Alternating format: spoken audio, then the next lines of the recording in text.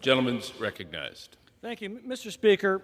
In the summer of 2020, mobs of radical leftists burned our cities, preyed on innocent citizens, attacked our police officers, and occupied business districts during what one leftist Democrat mayor called the Summer of Love. At least 25 people were killed.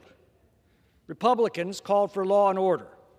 Democrats called for defunding our police departments and releasing dangerous criminals onto our streets, often within hours of their arrests. In the cities they controlled, they did just that.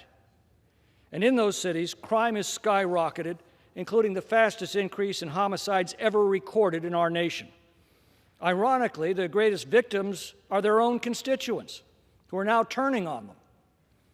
Crime doesn't concern House Democrats, but losing political support before an election, that scares them to death.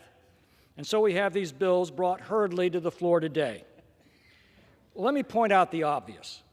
Republican communities have backed their police departments with the local funds and the moral support they need to do their jobs. Democratic cities have defunded and demonized their police departments.